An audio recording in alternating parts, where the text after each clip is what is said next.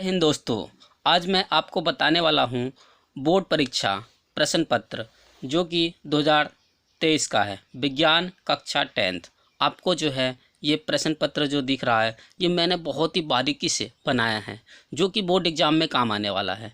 तो देखिए दोस्तों, आपको क्या करना है। देखिए, भौतिक विज्ञान मैंने पूरा यहाँ पर लिख लिया अंक 70 अंक। तो भौतिक विज्ञान खंड क, तो आपको जो ऐसे ही मिलेगा खंड क का, फिर इसके बाद भौतिक विज्ञान खंड क, फिर ये आ जाएगा रसायन विज्ञान खंड ख, फिर ये जीव विज्ञान आ जाएगा खंड ग।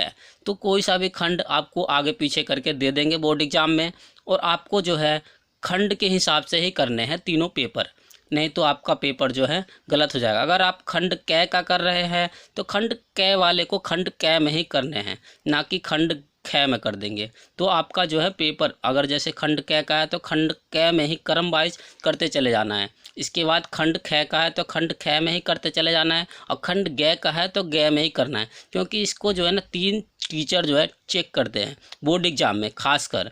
तो आपको देखिए, मैंने एक चीज़ लिखा है, ये आपको अच्छे से सुनना है। सुनो मेरे शेर, उन कबूतरियों के पीछे भागना छोड़ दो।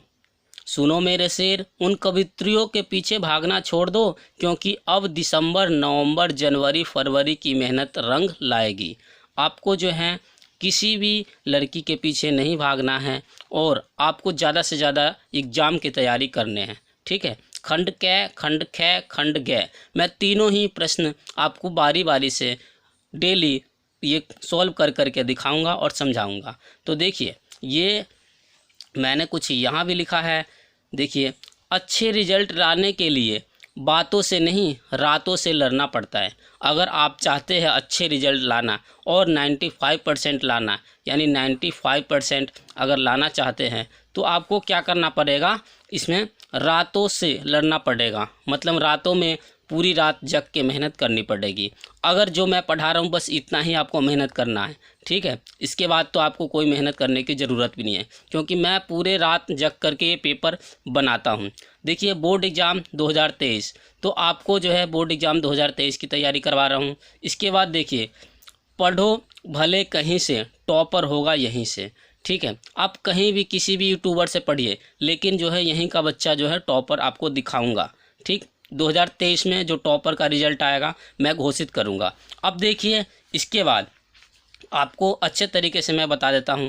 जैसे मैंने लिखा है बोर्ड परीक्षा प्रश्न पत्र 2023 विज्ञान कक्षा 10th, इसी प्रकार से आपको बोर्ड एग्जाम में लिखा रहेगा। और खंड क में जो मैंने लिखा है भौतिक विज्ञान, ये 70 अंक का है। ठीक, इसके बाद देखिए क्वेश्चन स्टार्ट कर रहे हैं। अगर आप वीडियो में नए हो तो वीडियो को जल्दी से जाकर सब्सक्राइब कर लेना, देन बेल आइकन को भी प्रेस कर लेना, जिससे कि क्या है कि आने वाला वीडियो का नोटिफिकेशन आप लोगों के पास मिलती रहेगी फ्रेंड। तो चलिए वीडियो स्टार्ट करते हैं। पहले मैंने लिखा भौतिक विज्ञान, तो भौतिक विज्ञान में देखिए प्रश्न नंबर 1, इसी प्रकार से आपको क्वेश्चन मिलेंगे। जैसे यहाँ लिखा हुआ है 20 सेंटीमीटर फोकस दूरी वाले उत्तल दर्पण के सामने 20 सेंटीमीटर की दूरी पर स्थित वस्तु का प्रतिबिंब बनता है, यानी वस्तु का जो प्रतिबिंब बनता है वो हमारा बी निकालना है। बी का मतलब होता है प्रतिबिंब।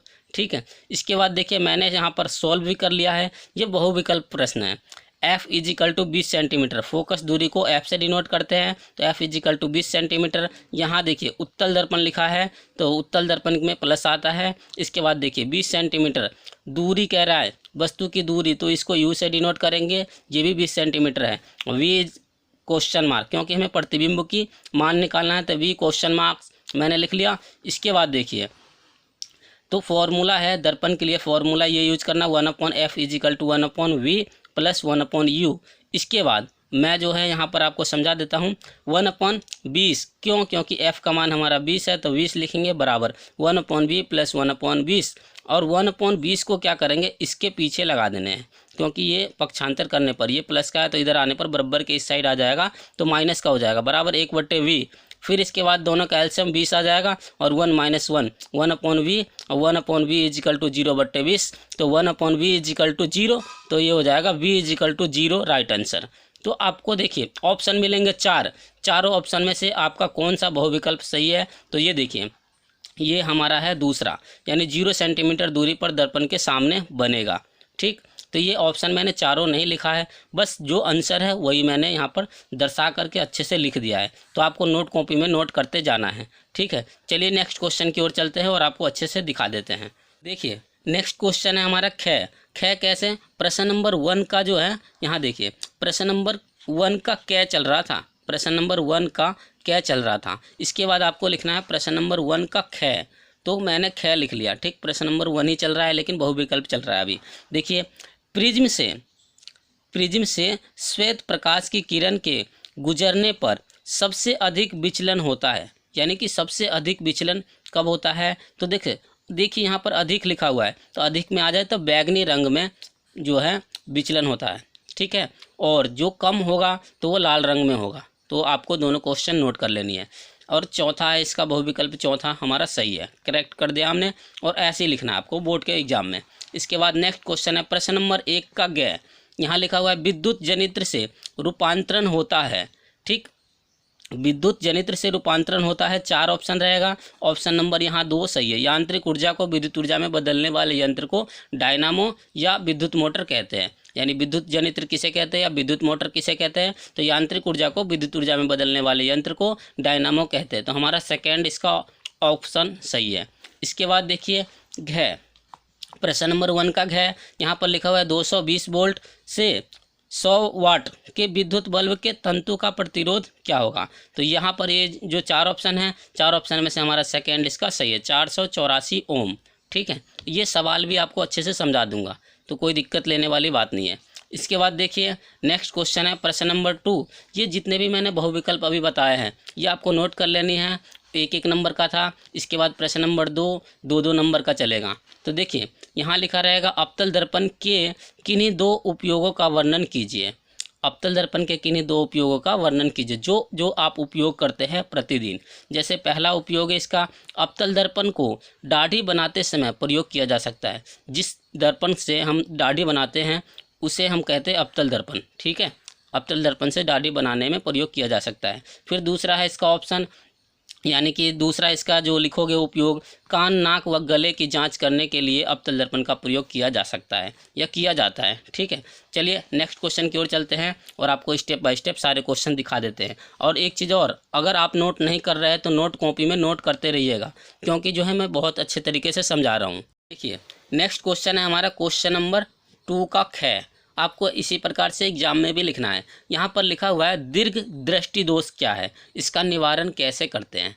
तो आपको इसी प्रकार से ये क्वेश्चन मिलेगा। यहाँ पर दीर्घ दृष्टि दोष, दीर्घ माने होता है दूर दृष्टि दोष किसे कहते हैं, इसका निवारण कैसे करते हैं या कैसे लिखें।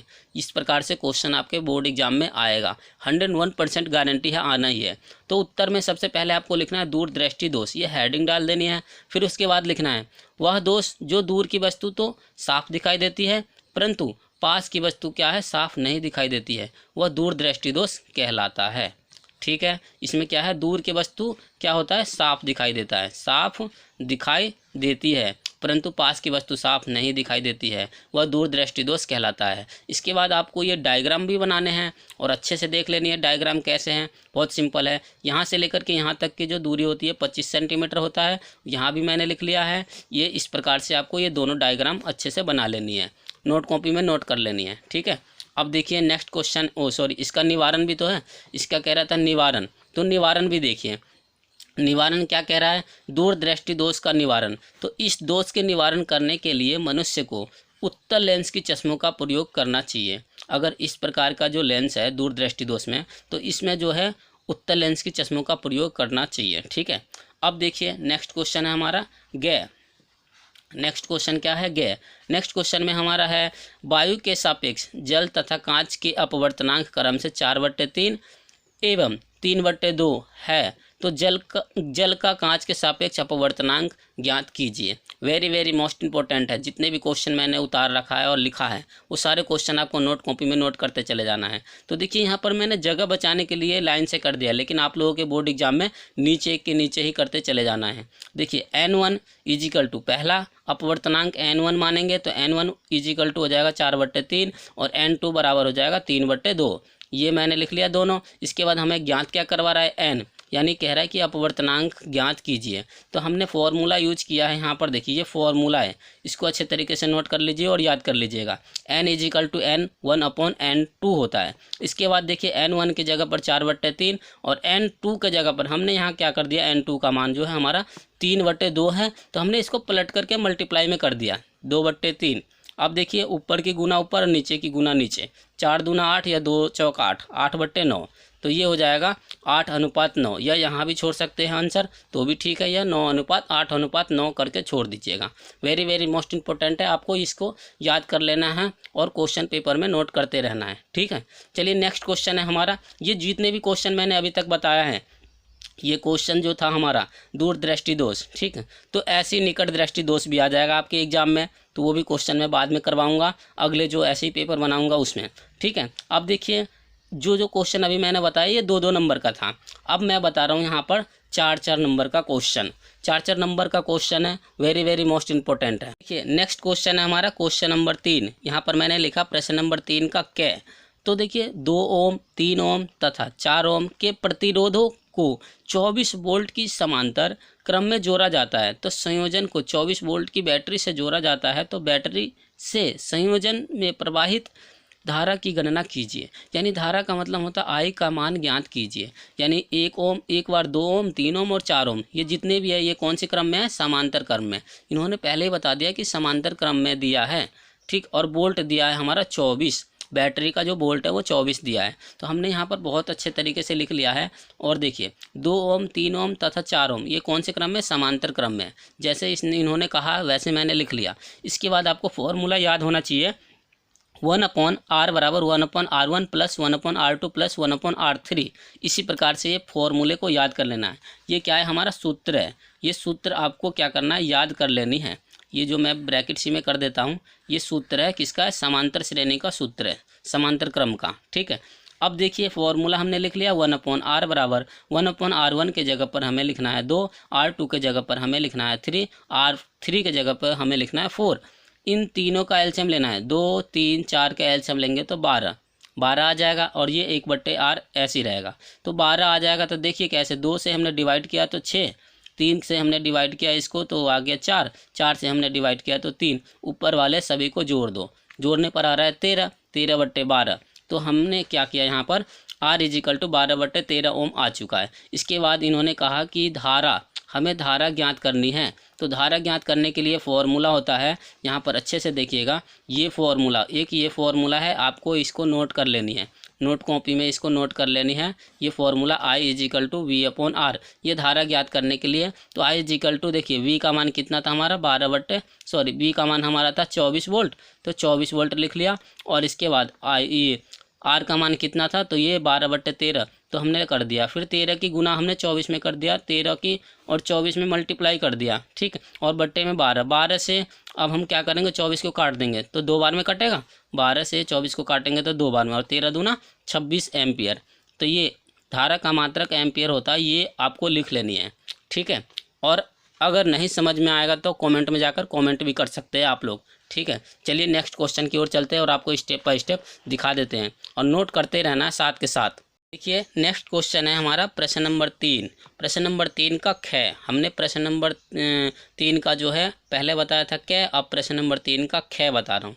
ये very very most important question है, जितने भी करवा रहा हूँ सब, ठीक है।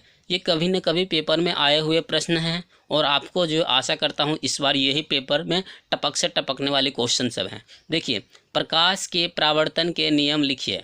एक अवतल दर्पण से 10 सेंटीमीटर की दूरी पर वस्तु स्थित है। यदि दर्पण से आभासी प्रतिबिंब 20 सेंटीमीटर की दूरी पर बनता है तो तब या तो दर्पण की वक्रता त्रिज्या ज्ञात कीजिए। Very very most important question है, आपको जो है इस क्वेश्चन को भी नोट करते रहना है। देखिए उत्तर में क्या लिखना है, सबसे पहले आपको लिखना है प्रकाश के परावर्तन के 2 नियम हैं, ठीक। इसी प्रकार से इसके बाद प्रथम नियम में क्या कह रहा है, आपतन कोण तथा परावर्तन कोण आपस में बराबर होते हैं, यानी बराबर होते I = R, ठीक है। ऐसे लिखने हैं आपको बोर्ड एग्जाम में भी।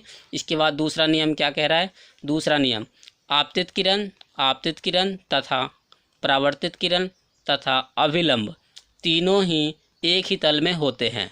आपको अच्छे से समझ में आ गया होगा। आपतित किरण तथा परावर्तित किरण तथा अविलंब तीनों ही एक ही तल में होते हैं। वेरी वेरी मोस्ट इंपॉर्टेंट है। सबसे पहले इन्होंने पूछा था परावर्तन के नियम लिखिए, तो हमने दोनों नियम लिख लिए।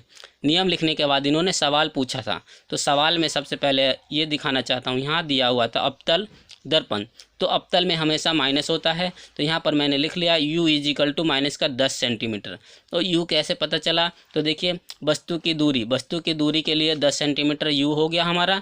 इसके बाद v, जो v दिया हुआ है ये हमारा प्रतिबिंब के लिए v दिया हुआ है 20 सेंटीमीटर, ठीक है 20 सेंटीमीटर। और इसमें ज्ञात क्या करवा रहा है, जब तीसरा चीज़ है f, तो f का मान निकाल देना है। तो देखिए आपको f का मान निकालना सिखा देते हैं। 1/f बराबर, ये जो फॉर्मूला है ये हमारा किसके लिए, दर्पण के लिए ये फॉर्मूला है, आपको नोट कर लेनी है और याद कर लेनी है इस फॉर्मूले को।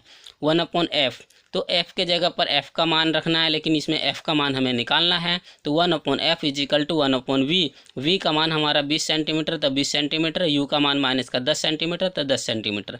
इन दोनों का एलसीएम 20 हो गया। अब देखिए 20 से डिवाइड करेंगे तो कितना आ जाएगा, 20 एकम 20 और 10 दूना 20। तो यहाँ पर देखेंगे आप 1/f इजिकल टू, अगर 2 में से 1 गया तो क्या होगा, यहाँ पर हमारा माइनस का, ठीक है, क्योंकि 2 में से 1 गया तो क्या हो जाएगा, माइनस का 1/20। अब देखिए 20 आ गया तो 1 से 1 कैंसिल, माइनस बचा, तो माइनस का 20 सेंटीमीटर होगा। इसके बाद हमें फोकस दूरी निकालना है। तो देखिए फोकस दूरी निकालने के लिए f बराबर r/2, एक ये फॉर्मूला है, फोकस दूरी बराबर वक्रता त्रिज्या/2, तो ये फॉर्मूला आपको लिख लेनी है। तो देखिए f का मान -20 सेंटीमीटर, r/2 की मल्टीप्लाई कर देनी है, तो ये माइनस का 40, r बराबर 40 और r बराबर माइनस का 40 सेंटीमीटर, राइट आंसर, ठीक। तो ये वेरी वेरी मोस्ट इंपॉर्टेंट है, आपको इसको अच्छे तरीके से नोट कर लेनी है नोट कॉपी में। अब इसके बाद जो मैं बताने वाला हूँ ये 7 नंबर का फुल मार्क्स का आता है। देखिए नेक्स्ट क्वेश्चन है हमारा क्वेश्चन नंबर 4, जो कि 7 नंबर का आता है, ठीक। ऊपर वाले जितने मैंने बताया वो 4-4 नंबर का था, अब ये जो बता रहा हूँ ये 7 नंबर पूरे फुल मार्क्स के आते हैं। और इसका ऐसा कोई चांस नहीं है ना आना, पेपर में हर बार आता है और आता ही रहेगा, ठीक है। विद्युत मोटर, ये विद्युत मोटर तो नाम आपने सुना ही होगा, और विद्युत मोटर हर बार किसी भी टीचर से पूछ लीजिएगा, विद्युत मोटर आना ही आना है, ठीक है। तो विद्युत मोटर का नामांकित आरेख बनाइए और इसका सिद्धांत तथा कार्यविधि स्पष्ट कीजिए। वेरी वेरी मोस्ट इंपॉर्टेंट है। जितने भी क्वेश्चन मैंने करवाया है आज तक वो सारे question very very most important ही मिलेंगे, तो आपको अच्छे तरीके से इसको नोट करते भी रहना है। तो सबसे पहले देखिए उत्तर में क्या करना है, विद्युत मोटर आपको हेडिंग डाल देनी है। हेडिंग में लिखना है यांत्रिक ऊर्जा को विद्युत ऊर्जा में बदलने वाले यंत्र को विद्युत मोटर यानी विद्युत मोटर या डायनामो कहते हैं।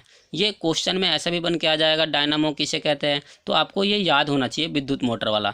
यांत्रिक ऊर्जा को विद्युत ऊर्जा में बदलने वाले यंत्र को विद्युत मोटर या डायनामो कहते हैं, ये याद हो गया होगा, आप नोट कर लीजिएगा, ठीक है। इसके बाद सिद्धांत लिखना है। सिद्धांत में आपको लिखना क्या है, प्रेरित विद्युत वाहक बल सदैव उस कारण का विरोध करता है जिसके द्वारा स्वयं उत्पन्न होता है, उसे ही लेंस का नियम कहते हैं या सिद्धांत कहते हैं, ठीक। इस प्रकार से आपको लिख लेनी है, अच्छे तरीके से नोट कॉपी में नोट करते रहने हैं। चलिए नेक्स्ट की ओर चलते हैं। अभी ये क्वेश्चन कंप्लीट नहीं हुआ, अब इसके बाद आपको डायग्राम वगैरह सब कुछ दिखाने वाला हूँ। तो देखिए यहाँ पर और भी चीज़ है जो अच्छे से आपको मैं दिखा देता हूँ। देखिए और इसके बाद आगे आपको क्या करना है, संरचना, हेडिंग डालनी है संरचना। संरचना में आपको क्या करना है, इसी प्रकार से आपको डायग्राम बनानी है। डायग्राम बनाना बहुत ही सिंपल है, वो सब कुछ मैं बता रहा हूँ। सबसे पहले तो एक दंड, एक लचकीर ऐसे खींचिए, फिर इससे एक छोटा खींचिए, फिर ऐसे सामने थोड़ा सा दूरी छोड़ के यहाँ पर एक लचकीर खींचिए, फिर इससे हल्का बड़ा कर दीजिए, फिर यहाँ पर देखिए इससे थोड़ा बड़ा कर दीजिए, फिर इसके बाद इससे थोड़ा छोटा कर दीजिए, फिर इसको हम क्या करेंगे, मिला देंगे और इसको इससे मिला देंगे और इस प्रकार से ऐसे इसको ऐसे कर देंगे। फिर एक आयतकार, ये जो आयतकार कुंडली जो है हमारा ऐसे बना देंगे, फिर नीचे की ओर खींच देंगे, फिर ऐसे कर देंगे, फिर इसके बाद ऐसे करके विभक्त वलय बना देंगे। फिर इसके ऊपर कार्बन ब्रुश लगा देंगे दोनों ओर, V1 V2, यहाँ पर S1 S2 नाम दे देंगे। फिर इसमें एक बैटरी से जोड़ देंगे जो कि प्लस चार्ज और माइनस चार्ज होता है। इसमें एक स्विच लगा देंगे कुंजी जो कि इस प्रकार से है, ठीक है। ये समझ में आ गया। अब यहाँ पर हम क्या करेंगे, नाम दे देंगे ABCD। ये NS होता है यानी N ध्रुव उत्तरी ध्रुव, S ध्रुव दक्षिण ध्रुव, इसका भी नाम होता है। इसका नाम है हमारा क्षेत्र चुंबक। ये दोनों को मिला करके करके हमारा नाम हो जाता है क्षेत्र चुंबक। ये वेरी वेरी मोस्ट इंपॉर्टेंट है, आपको नाम भी याद रखने हैं। इसके बाद इस कुंडलियाँ, यानी ये आयतकार कुंडली का नाम है आर्मेचर, आर्मेचर कुंडली ABCD। ठीक, इसके बाद जो चौथा है हमारा विभक्त वलय। विभक्त वलय आपको अच्छे तरीके से नाम याद रख लेने हैं। विभक्त वलय इसको बोलते हैं, जहाँ पर मैं पेंसिल का मार्क कर रहा हूँ ना, ये विभक्त वलय है। ठीक, और इसके बाद जो ये ऊपर वाला है B1 और B2, ये कार्बन ब्रूस है।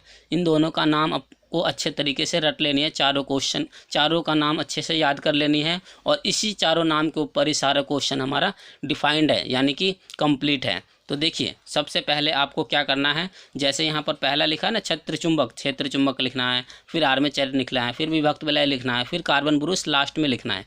तो देखिए, मैंने इसी प्रकार से सारा क्वेश्चन को लिख लिया है और अच्छे से आपको समझा देता हूँ। देखिए, बहुत ही ज़्यादा इंपॉर्टेंट है, इतना आसान और इतने आसान तरीके से कोई नहीं बताएगा। देखिए, मैंने यहाँ पर लिख लिया है, सबसे पहले लिखा है क्षेत्र चुंबक। आपको हेडिंग इसी प्रकार से डालना है। क्षेत्र चुंबक में क्या करना है, यह एक शक्तिशाली चुंबक N और S होती है या होता है, जो N ध्रुव उत्तरी ध्रुव और S ध्रुव दक्षिणी ध्रुव कहलाता है। बहुत ही सिंपल है, जैसे हम डायग्राम देख करके अच्छे तरीके से पता कर सकते हैं। N ध्रुव उत्तरी ध्रुव, S ध्रुव दक्षिण ध्रुव, नॉर्थ साउथ, आपको पता चल गया होगा। नॉर्थ से हमारा क्या होता है उत्तरी ध्रुव, एस से साउथ से हो गया हमारा दक्षिणी ध्रुव। तो नॉर्थ साउथ के हिसाब से आप कर सकते हैं। यह एक शक्तिशाली चुंबक N और S होता है। N ध्रुव उत्तरी ध्रुव और S ध्रुव दक्षिण ध्रुव। ठीक, इसके बाद देखिए, ये भी समझ में आ गया। इसके बाद देखिए, दूसरा है हमारा आर्मेचर कुंडली। आर्मेचर कुंडली में क्या लिखा हमने, यह एक आयताकार कुंडली ABCD है।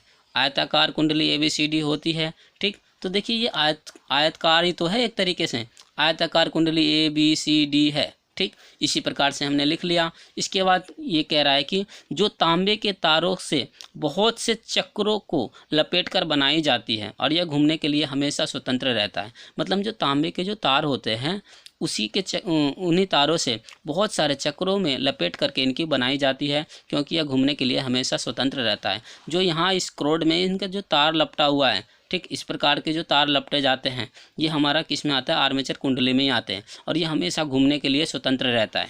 ठीक, नेक्स्ट क्वेश्चन, नेक्स्ट है हमारा विभक्त वलय। विभक्त वलय में क्या है, हमने लिखा है विभक्त वलय S1 व S2 के दोनों तरफ कार्बन ब्रूस लगा होता है। जैसा मैंने लिखा इसी प्रकार से आपको लिख देनी है। देखिए, यहाँ पर S1 व S2 के ऊपर जो है हमारा कार्बन ब्रूस ही तो लगा हुआ है, यानी S1 और S2 के ऊपर कार्बन ब्रूस लगा हुआ है। तो हमने इसी प्रकार से लिख लिया है। ठीक, इसके बाद लास्ट है हमारा क्वेश्चन नंबर 4, यानी कि इसका जो चौथा जो है हमारा हेडिंग है कार्बन ब्रूस। कार्बन ब्रूस में मैंने लिखा है विभक्त वलय के दोनों तरफ B1 व B2 लगा रहता है, इसे ही कार्बन ब्रूस कहते हैं। सिंपल तरीका से मैंने लिख लिया है। आशा करता हूं कि ये जो है क्वेश्चन, आपको सारे क्वेश्चन समझ में आ गया होगा। लास्ट में आपको क्या लिखना है, कार्यविधि। कार्यविधि में क्या लिखोगे, तो कार्यविधि में जितना मैंने यहाँ से लिख करके यहाँ तक लिखवाया है ना, यही कार्यविधि में आपको लिख देनी है। ठीक, कार्यविधि में, कार्यविधि के बाद आपको लिखना है उदाहरण। उदाहरण में क्या लिखोगे, जैसे कि उदाहरण में लिखना है आपको पंखा। ठीक, पंखा हो गया, चक्की हो गया, मतलब कि पवन चक्की या चक्की, जिस प्रकार से वो जो उदाहरण होता है ऐसे करके, और लास्ट में कर देना आदि। ठीक है, तो ये उदाहरण भी आपको लिख लेनी है लास्ट में। कार्यविधि समझ में आया, ये यहाँ से लेकर के यहाँ तक पूरे कर लेनी है। अगर वीडियो आपको अच्छा लगा तो वीडियो को जा करके एक लाइक और एक सब्सक्राइब कर देना। अगर नए हो तो सब्सक्राइब कर देना, अगर पुराने हो तो वीडियो को पूरा वॉच करना और दोस्तों को भी शेयर करना। ठीक है, तो चलिए वीडियो को समाप्त करता हूँ इसी के साथ। जय हिंद, जय भारत, वंदे मातरम। Thanks for watching.